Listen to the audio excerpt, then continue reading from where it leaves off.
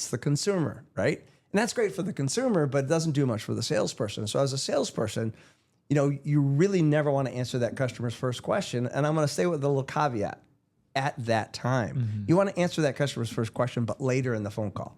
Because if you...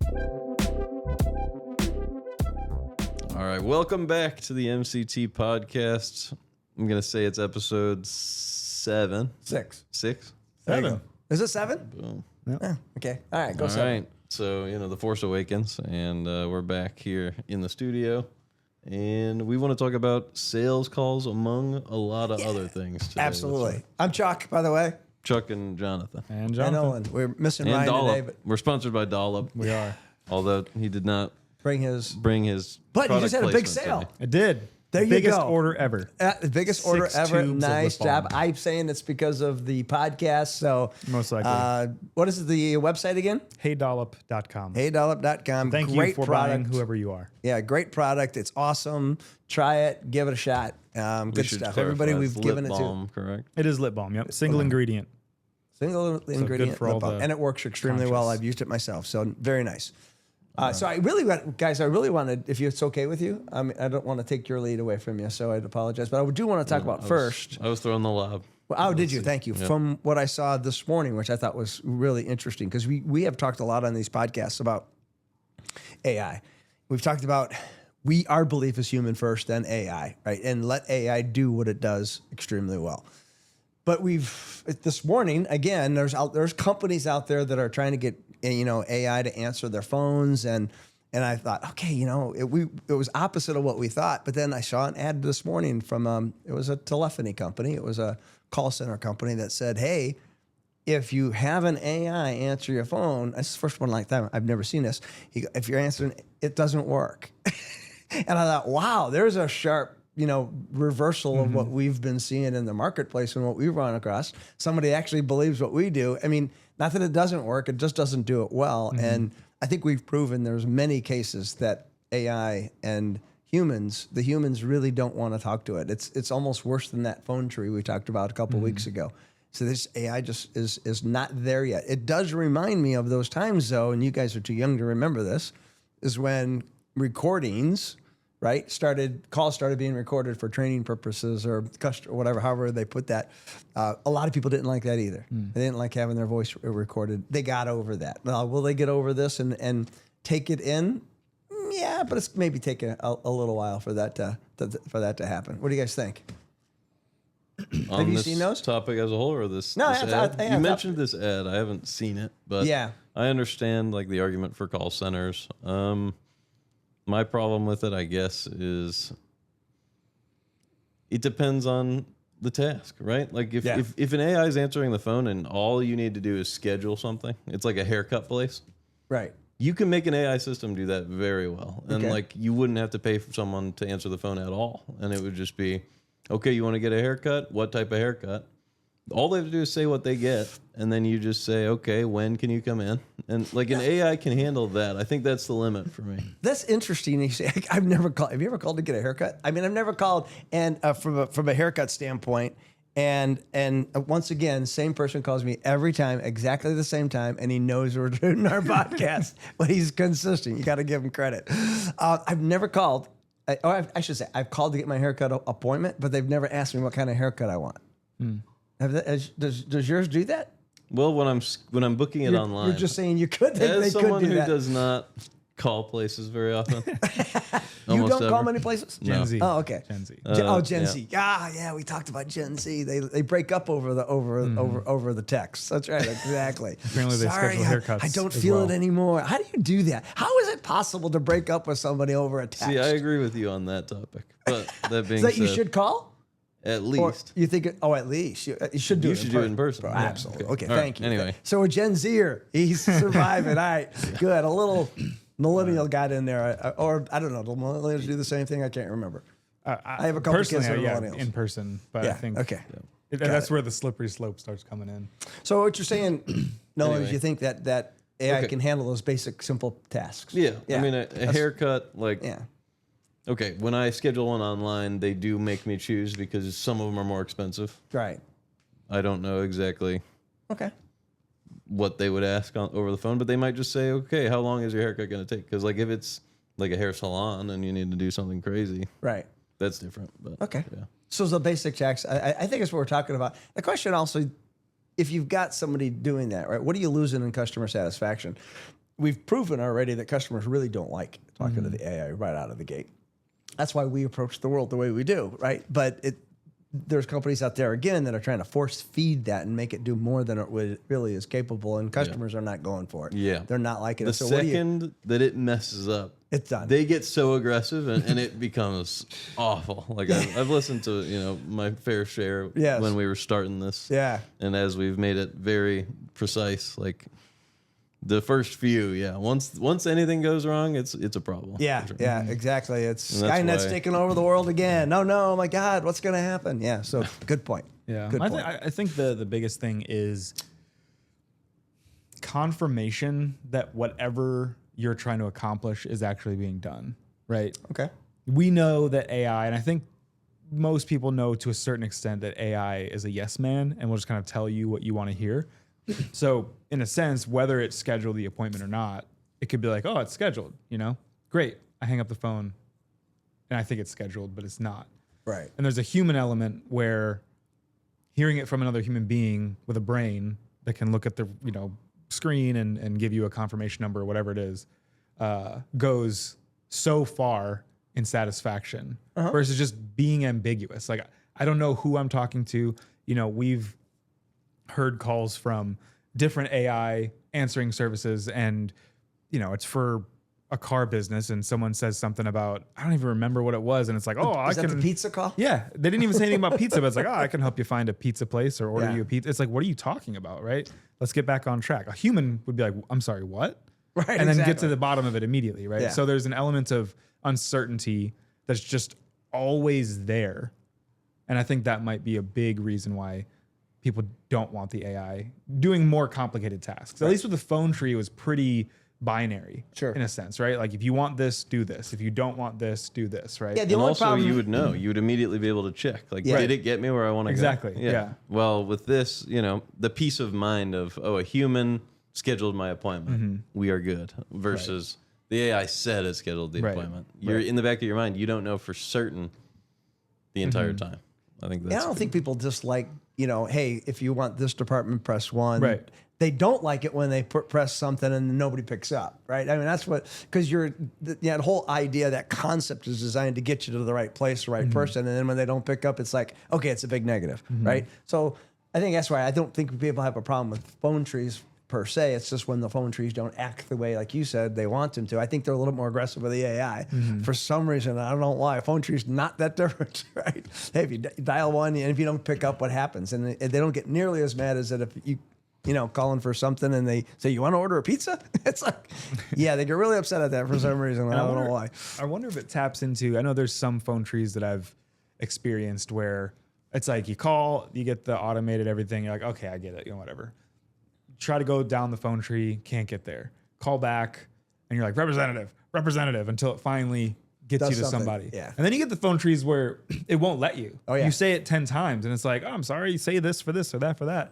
And I literally can't get on the phone with a human being. Like, it makes me do everything. Oh, you're going to. Right. Yeah. It makes me do everything on the phone tree. And what I'm trying to do, I can't do. And it's like, I don't know what to do. You're going to love this one. Go back to the customer satisfaction we talked about last week and the week before.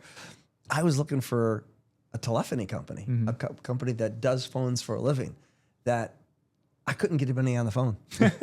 I just was it was an oxymoron. They had one number. When you called it, they had that phone tree, but the phone tree would never let me push 0 and get a hold of a human. So I thought it was ironic as hell. But here's a telephony company, a phone system, right, that wouldn't allow me to get to a human being. That's they couldn't answer the question that I needed and I wanted. They had this supposedly this chat. It was funny. Their chat popped up and it gave me 3 things that I wanted, right? Or 3 things, 3 options. And it wasn't one of those. And there was no place for me to type in the chat to ask the real question I wanted. So, okay, so I can't get a hold of any human. The chat doesn't work and I can't leave a message for anybody. Great telephony company. Right. Here's what I think if you call them and you don't get a hold of someone in the first place, they should not be on your list of companies. Oh, no, they're done. I'm not going to call them again. But that's exactly what people, I mean, Are they thinking what the customer's going through? Again, we talked about that a couple of weeks ago, and they're not. So it's unfortunate. But so we do want to talk about some incoming sales calls as well for the auto industry specifically. So that's a huge what we do, a part of what we do. It's not even close to everything that we do, but you guys both know we do listen to, critique, and we score incoming sales calls for car dealerships. And we've been doing that for a very long time. We stopped doing it for a few years, and now we're somewhat back into that business again. Again, not 100% like we were before, but we are doing some of that. So I really wanted to spend a little time, talk a little bit about, how the salespeople out there really should be. There's some key points that they should be touching on. And we listen to so many phone calls, millions of phone calls a year, and they're just not there yet. I mean, I'm talking in generalities, but there's some common mistakes that the guys and gals are making on the phone that I wanted to talk about today, see if when they watch this, maybe that would help them. Love to have you guys play customers and see how you guys feel from a customer's point of view of what we would do. So I don't know how you want to approach that, Will, but I can start with just our basic, what we call framework. And when we're taking an incoming sales call, there's some strange things that salespeople out there in the world, car salespeople specifically, they don't correlate between what happens on the phone to what happens face to face. And it's very interesting because I'll give you an example. We have 4 steps in our basic call framework. The very beginning is just an introduction, and we do what we call a pattern interrupt, and we'll talk a little bit about in a couple seconds. But then a customer, we know, because we've listened, as you guys know, we know the answer to this question. The number one question that a customer will ask a car salesperson when they're initially calling up on the phone. What do you think it might be? Well, I think I know. I know you probably do know. What is it? Is this car available? Is this car available? It's like 92% of the time the customer's asking that first question. And the first cardinal sin that a salesperson could do is answer that question. Now, that may be a little bit different than what you were expecting because you go, well, wait a minute. Don't I want to be nice? Don't I want to be able to give that customer that information, right? The problem with that, it leads to one of our favorite questions that we ask our salespeople and managers all the time. Every day we're in a dealership. And that is, if you had to choose one word, and I'll use these guys because you guys have never sold cars before, but you've been in a car dealership, you've bought a car. So if I was going to ask you, give me one word to describe, right, a typical consumer would use to describe a typical car salesperson. Don't yell it out loud, but think of one word that you think would best describe a typical car salesperson from a typical consumer. Yep. What was the one word? I mean, we've discussed this on the podcast. Like I know with that. Casey. I know that. Yeah. We're going back to that, and I'm going to touch more base on that a little bit. We all agreed on a word, I think. Actually. What was it? Sleazy. Sleazy, the S Sleazy, word. shady, yeah. Sleazy, shady. There's always these S words. So we get to that point, but here's what salespeople forget. And again, it's that number one thing that they do wrong is that they answer that customer's first question. Because as soon as you say, hey, do you have this vehicle available? And we didn't cover this on that podcast. If the customer says, if you go, hey, the customer says, hey, I want to know if you have this vehicle available, and you go, yes, I do. What comes to your mind as a consumer? Oh, good to go. Like check good to mark. go. Thanks. Yep. Appreciate it. Yep.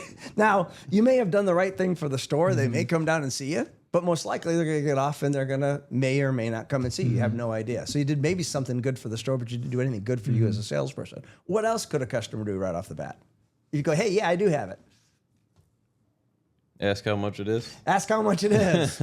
Ever been smoked in? Ever had an accident? Blah, blah, blah. Next thing you know, you're what we call the shall answer man. You're answering all these questions. And again, who's in control of that call? It's the consumer, right? And that's great for the consumer, but it doesn't do much for the salesperson. So as a salesperson, you really never want to answer that customer's first question. And I'm going to stay with a little caveat. At that time, you want to answer that customer's first question, but later in the phone call, because if the most important phone question that they have for you is the first one, and if you answer it right away, then they may not need you anymore. If you don't answer it, and you let them know that you're going to answer it, they'll stick with you, and then you're now can get some work done that you want to do. So really, the first thing I want to talk about is never answer the customer's first question ever. I don't care what it is, unless they're asking you how late you're open, then you're okay. But never ask a question that because we know what the answer is going to be, and we can get ourselves in a trick bag. If you're a customer watching this, you're probably not happy hearing that. Probably not, but but Now again, But I say that, but because here's so often happen. This is another cardinal sin that we're talking about for the car business and for telephones, is that we really are trying to help the customer out. Because here's what consumers don't know: customers will call and go, "Hey, I'm looking at that 22 Honda Accord that I saw in your lot," and consumers will look at an inventory for a car dealership and really think that's what they have in stock, but it's never accurate. It's never accurate. I may take a 2022 Honda Accord in today that the customer may absolutely love, but since it's not on my website yet, what's going on? What's going to happen? They may miss the perfect car for them, and I may miss a sale because my inventory is never exactly what it is here to what the consumer sees. But the consumer thinks that. So when a salesperson can actually slow the whole process down a little bit and talk and really actually listen to the customer, it really is better for everybody. It's better for obviously the dealership, the salesperson, and of course the consumer, because they can get into that vehicle that they want to. So that's the other thing we want to tell them to do is don't answer that customer's first question, but then do a tactic, which is what we just talked about. Is so often, have you guys ever bought a car?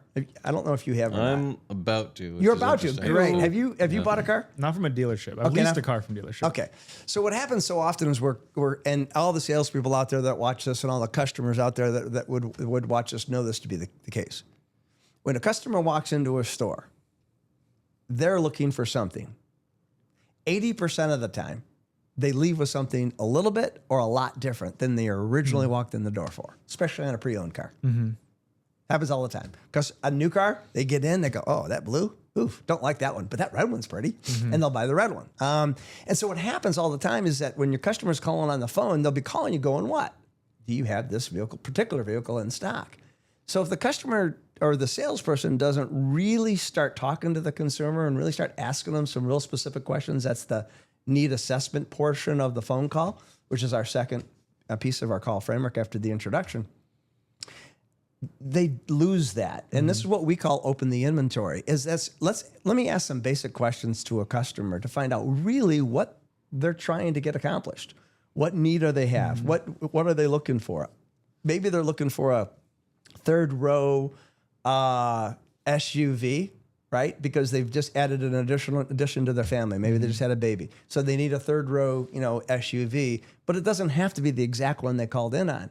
If I can open my inventory and let them know that, hey, I not only have that one, but I'll have other ones that might work for you as well, especially if I'm in a large dealer group, I now can help the customer out even more just by letting them know I've got more than the one you saw on my website. And again, that goes back to a customer's assumption that everything on your website is what you have. And that's, again, never accurate. Make sense? Okay. So that's really what we're trying to do is in our first couple steps we're on an incoming sales call is really trying to slow the customer down a little bit, talk to them, ask them some questions to find out exactly what their needs are. And they may not know what it is. I've asked customers on an incoming sales call, "Hey, I know you're calling a Ford dealership, but if I had a Chevy that was a 3/4 ton and had everything that you were looking for, would you be interested in that?" And I tell you what, 90% of the time the customers go, "Yeah, I'll take a Chevy." But they're calling a Ford dealership. Right. I know it's a strange question to ask. So if you're calling a Toyota store and the guy goes, "Hey, I happen to have a Honda and that same, that's very similar to the Camry, blah, blah, blah, blah." It's amazing how many times a customer will say yes to you if you just ask them the right questions. So key, as I wanted to give the salespeople out there, just the ability to start thinking about the beginning of the call, because that's where it goes south for a lot of salespeople is early on. They'll answer the customer's first question. They'll think in their mind, "Oh, that 2024 Honda Accord they're calling on is the only vehicle they're going to buy." That's not true. Not true. We have to open that inventory. And once we open the inventory, then we can really figure out what the customers look and try to satisfy that customer's needs. So anyway, that's the first two steps of our framework that I want the guys to focus on. If they can focus on those two things, I think they'll end up with a better outcome, which is getting the customer to walk in the door and selling them a car. So what does it look like to field a call where they're coming in with that specific question and work them over to a needs assessment where you really get exactly what they're looking for? It's easier than it sounds. Right? And it feels great because you're really helping the customer out. I will tell you something about F&I departments in car dealerships, maybe to answer that question. And that is the F&I department in car dealerships is actually saves the consumer money. It's billions of dollars a year. It saves the consumers money. And you're going, how is an F&I department at a car dealership saving a consumer's money?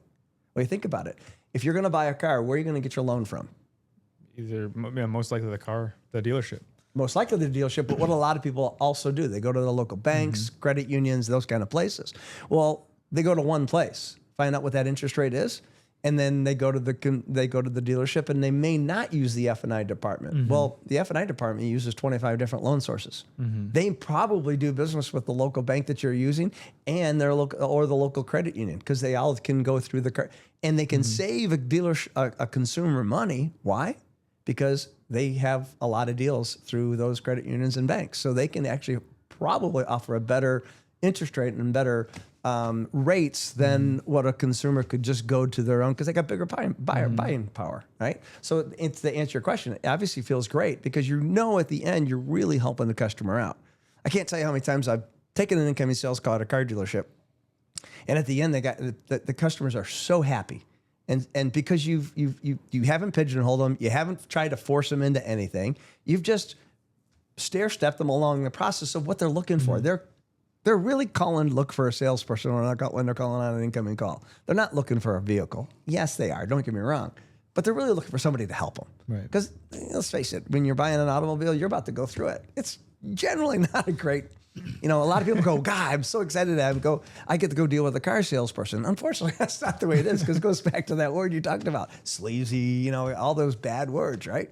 But they're not that way, most of them. Right? Most of them are not that way. Right. A few maybe give a bad reputation to the car business. At least not today. I can't tell you what it was back in the 70s and 80s when I first started. Because, maybe we deserve that reputation. Yeah. So, not that we did anything shady. I think back then it might have been easier for people not to know exactly what a price looks like. And it would have been easier to back then? Make more money. Yeah, back then. Well, nowadays, everything's online. Like, there's so many...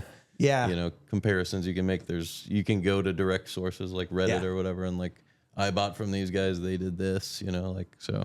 No, it's 100% accurate. No, and I mean, back then we'd run from people who had what they call consumer guides. I don't know if you guys remember, those were paper books that had consumer information. So we ran from them people because there wasn't that many of them. But we thought it was a challenge if we could sell those people, because they had all the information in front of them, right? They did their research and all that stuff. Yeah, but now everybody does their research. And in fact, you'll be sitting at selling a car. And that you get up and walk away, and you're doing whatever you need to do, and that customer's either online checking prices at another car dealership, sometimes even calling other car dealerships. So the competition is fierce out there, and it's keeping people really honest to what they have to do. So, and you're right. And salespeople and managers out there, they all know they are thought of doing a lot of stuff that they never would even think about doing, because that's just a reputation that people have. I love the idea. Can I get a better, consumers still think today, can I get a better deal if I pay cash? Yeah. They do. Where'd that come from? Well, technically they do get a better deal. Like you are paying the time value of money by taking out a loan. Like, there's still an interest rate. No, I know that, but customers will still walk into car dealerships today and go, hey, can I get a better deal if I pay cash? Oh, yeah. And that's, believe it or not, that's not what the dealerships want. They want you to finance through them. Even though I say that the finance department saves consumers money, billions of dollars a year, it's also the most profitable department in a car dealership. They want you to finance. So you walk into a store and go, hey, can I get a better deal for cash? No. You do as an individual, you do, but the dealership doesn't want that. The dealership does not want that. The dealership makes more money off of you if you finance. Right, but if you walk into my store and you say, hey, I'm not giving you a better deal just because you're paying cash. Yeah, that came from it came from actually back in just after World War II. Where there was only a couple different ways to buy a car back then. It was a bank draft and financing. All the financing wasn't around back then, so it was either a bank draft or cash.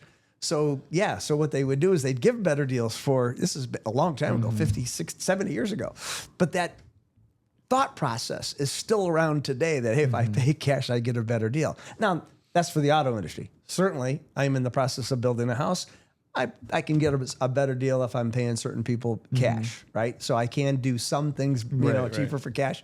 But for the auto industry, it doesn't work that way. But consumers we still hear it on the phone. Customers calling, hey, if I pay cash for this vehicle, what kind of deal can I get?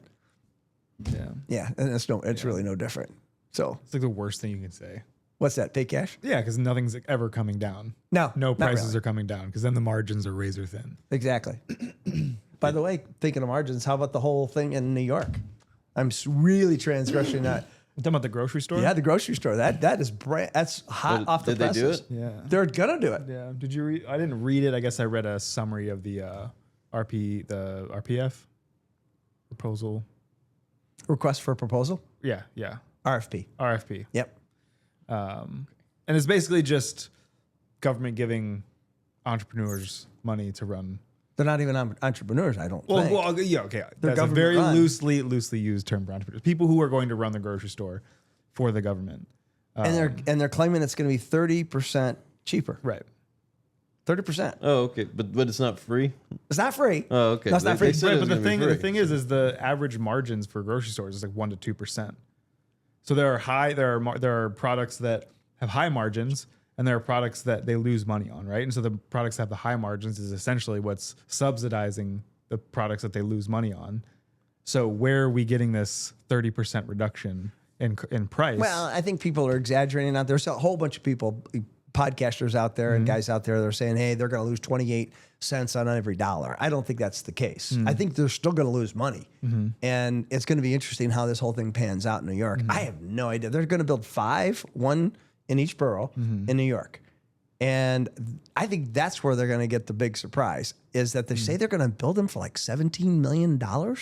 All 5 for 17? I have to verify those numbers, but it's going to be more like 150 million. Yeah. So that's what people are really, some of the podcasters are talking about out there going, they're nuts on those construction costs. I think they're going to be able to build these in so cheap. That's where they're going to first start, I think, feeling the pain a little bit. Right. Well, even just the way that it's all being organized in those RFPs, they're basically saying we're taking bids, right? And they're going to prioritize the people who want to take on all 5 stores, right? Because essentially at that point you can reduce costs at scale, right? That's the idea. Okay. But they don't promise that if you submit your information in your bid based off of a 5-store deal, they don't promise that you will get 5 stores, right? So you could bid for pricing on what I would think is I'm running 5 stores, I can scale at this amount, right? But then they only award you 1. So now you're essentially 1/5 of what you can do, and that kind of increases your costs of what you could do if it's for a single store. And it just seems like it's very disjointed how they're asking for bids from people who want to run these grocery stores. Okay, so I'm going to go on a limb here and go, what are the people in New York thinking?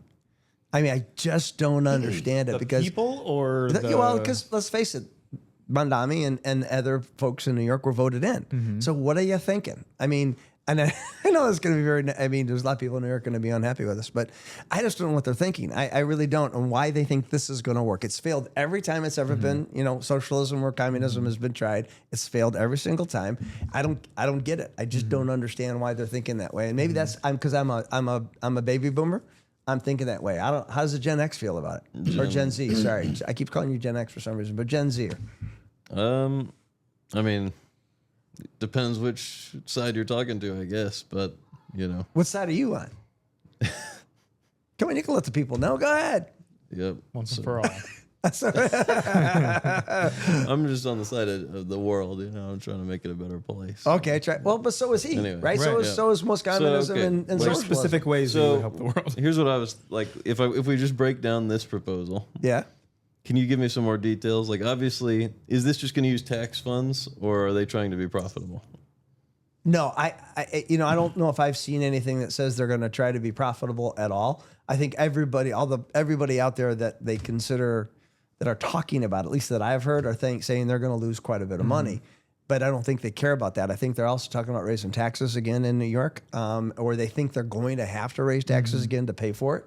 So, and I think too, I had to ask you this question as well, is what happens to the mom and pop places. There's already many places in New York where people have to take a bus ride to get to a grocery store, right? And so what happens now if you've got another one of these 5 undercutting you by 25, 20, 15%? Doesn't matter. People are going to go there to buy the inexpensive stuff, right?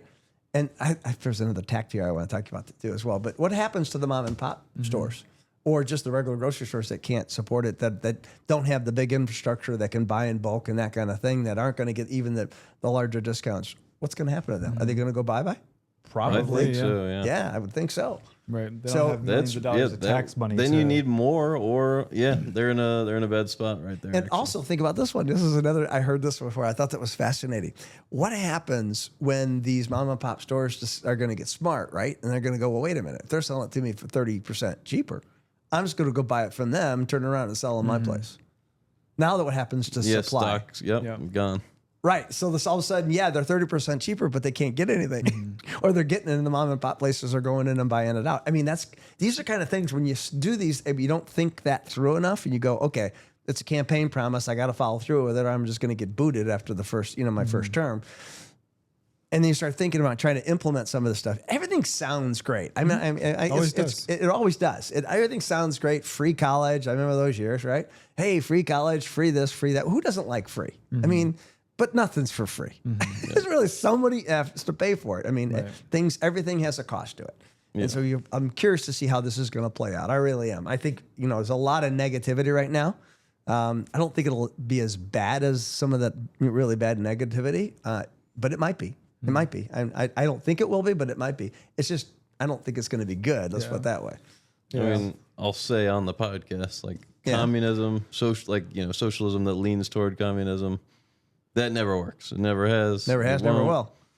Right. As far as politics goes, that's what matters for this discussion. And we've avoided the political whole thing out of this, and that's probably because this is just for a reason. Exactly. You brought it up. I brought it up because I thought it was fascinating. It's current topics, right? I mean, we like talking about current topics here. I know we did a little business with the incoming sales call stuff for the folks out there in the car business, and not, right? But we talk about some current, because last week we talked about the movie. Why am I thinking of Odyssey? Odyssey, thank you, because it was such a popular topic. Piggyback off of your buy it and then resell it. Yeah, thing. Yeah. It could also be used to deliver it to the outskirts, sure, for a cheaper price than whatever their local grocery store is. Exactly. And you just won't have supply. People won't be able to actually conveniently show up to these things and get what they need. Right. And it'll also drive business away that does create what they need. And then you just have a shortage of what you need. So then it compounds itself, right? Then it goes, okay, well, I can't get the supply. Well, what happens? The demand's now high, supplies. What cost is going to go up?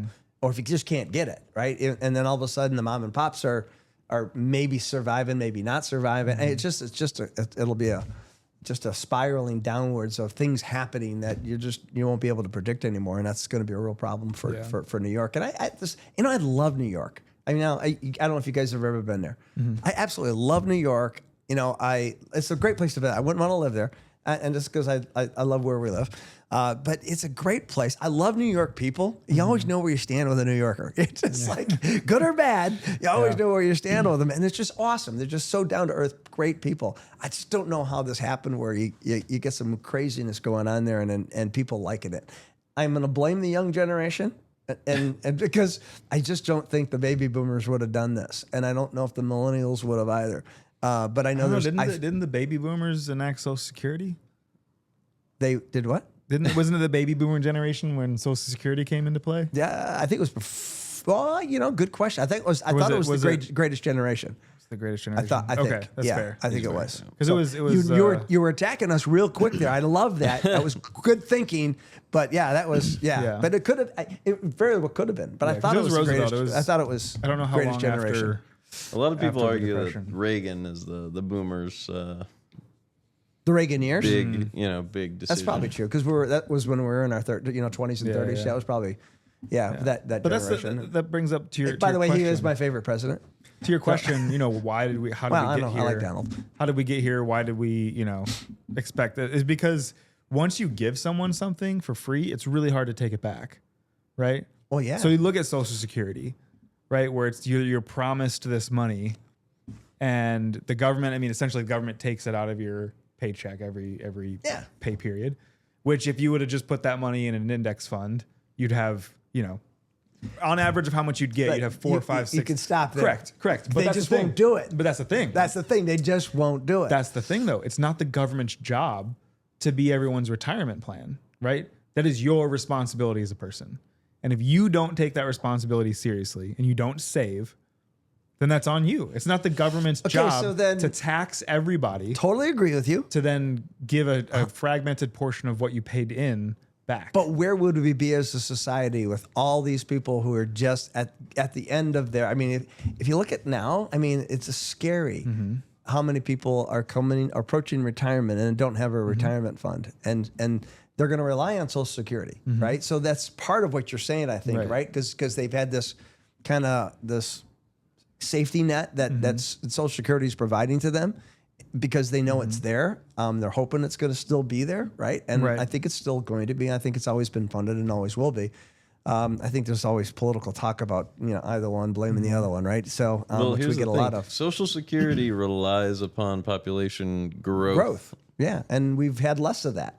So that could reduce it. I don't think it'll eliminate it. That's my point. Yeah. See, I would say. So I think you're right. But what happens if you don't have it? Well, that's the thing is we're treating the symptoms, not the cause, right? So we're saying, oh, people don't have money for retirement. Let's just put a big fund together and put everybody's money in there and then start paying people from the fund. Right. That's treating the symptom. How about let's have financial literacy be a requirement in schools? You know what I'm saying? Like teach that. Like why don't people know how to do their taxes?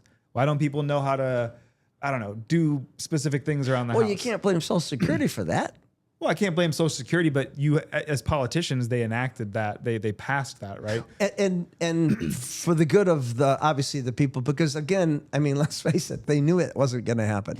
That was an easier probably attack than let's go fix our education problem. What I'm saying is they put the effort because I know you have strong feelings about that one. Yeah. They put the effort into enacting Social Security. Yeah. When they should have been focused on a more holistic approach.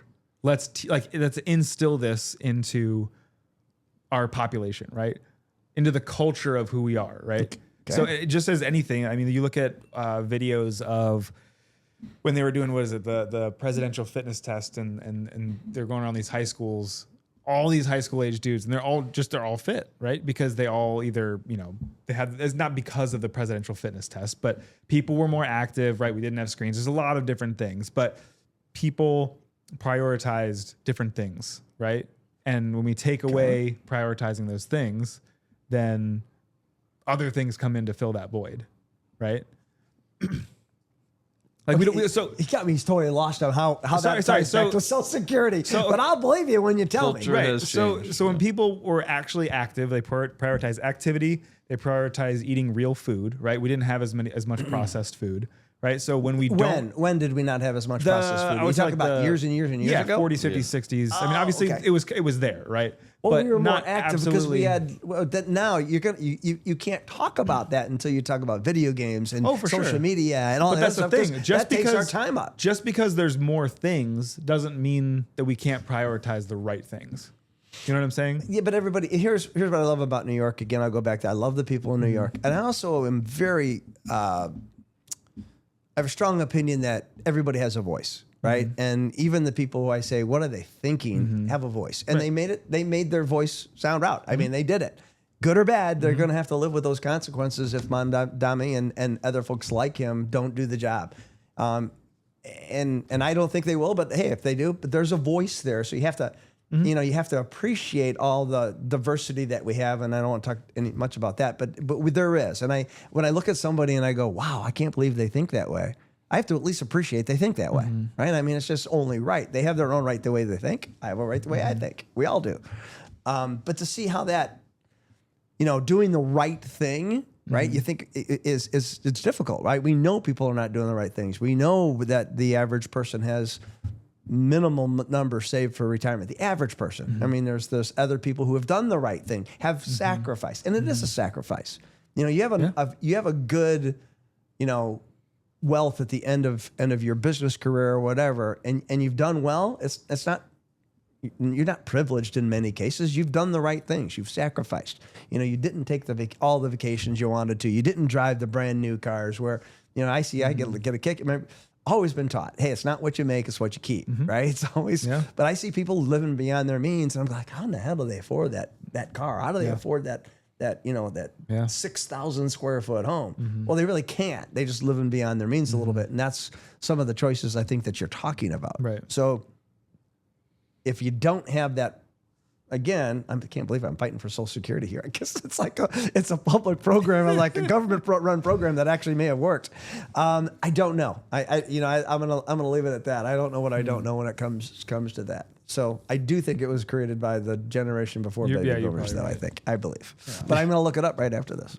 All right. Well, we should move to our fun topic. Oh yeah, let's do that. But I will just close. You gonna end with this? Just a quick little, most of Gen Z does not necessarily have the same voice as New York Gen Z. So I'm going to stand up for Gen Z as a whole. I would agree with that. Yeah. No, I totally agree with that. I think there's this whole generation thing, it sort of drives me crazy. We're Americans. We're humans. This whole generational thing. I don't think anybody in Gen Z thinks always the way that baby boomers do, or I don't think they all think the same way they do. It's these tagging of generations kind of drives me crazy. Well, you're the one who keeps saying, but because I do that because for us it does separate us, right? We're separated by age, Nolan, right? I mean, and I've got, probably because I've lived longer, more experiences than you have. But and that's the way for me to I tag it as that. I just don't believe that any generation is either better than the other. I think there's Gen Zs who get a knock against working hard, and I think there's a ton of Gen Zs that actually work hard and believe in the American dream. I've heard this. We don't believe in the American dream anymore, and I don't. The Gen Zs I know all believe in the American dream. All think they're going to be able to afford a house. But I hear these other people going, the miracle is, that's. I don't believe that. I just don't. If you don't think you can get there, then you probably won't. Right? Yeah, but that's the other thing too. Is what's the phrase? If you think you can or you can't, you're right. Yep. Yeah. Well, I do think some of us Americans are sheep too. We just we listen to what people Humans say. Are sheep. Yeah. We just listen to what, and then we're told we can't do it, so we don't think we can do it. Baloney. That's why everybody always thinks they're right, because they usually are about themselves. That's a good point. All right, so we're turning to Hunter then? Hunter, all right. What's the breakfast question from the producer? I guess the best one I can come up with right now, especially the topic we're in,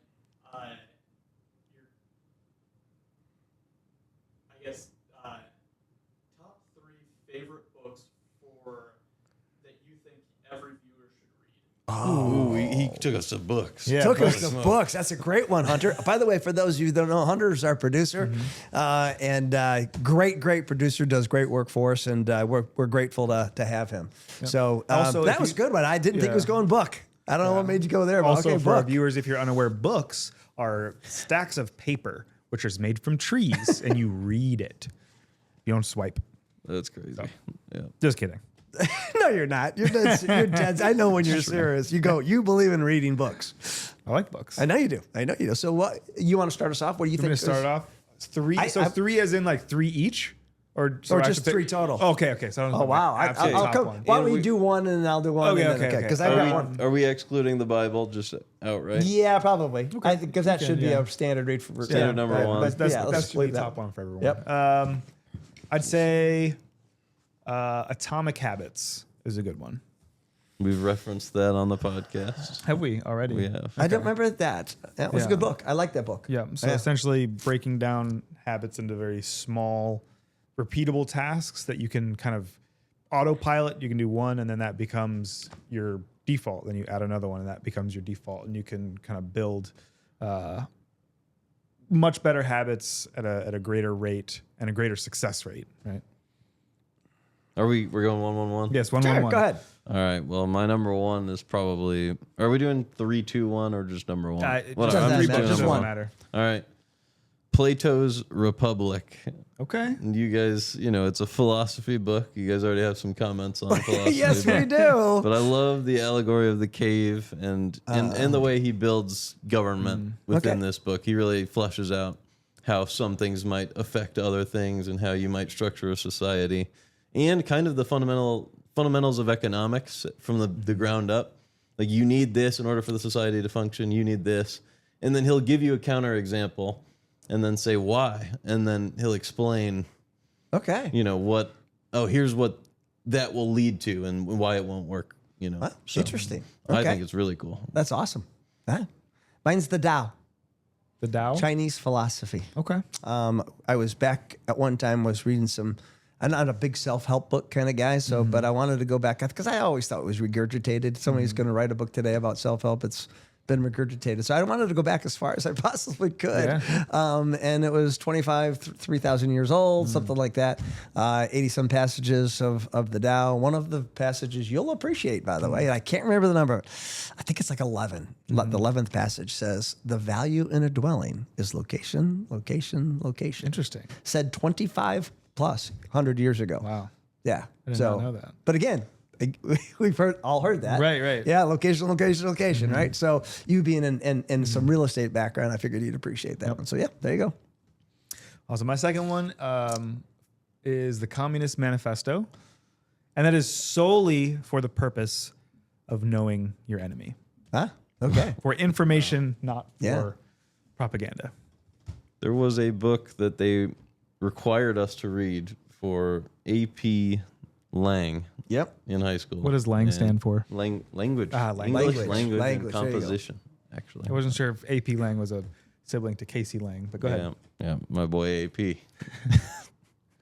Well, anyway, it's called Thank You for Arguing, and it is kind of just a basic breakdown of, like, they say logos, pathos, and ethos, the three ways that you can influence people, basically. And Rhetoric, yeah. they also broke down a ton of very popular movements like advertising and all of that. And then, of course, they got to Donald Trump's candidacy and, how he was able to turn from this really low-level candidate to the president. Okay. Wow. Through his arguments and, Right. and in the way that he phrases things. And I was very surprised that they had us read that book, and they weren't dishonest about Really?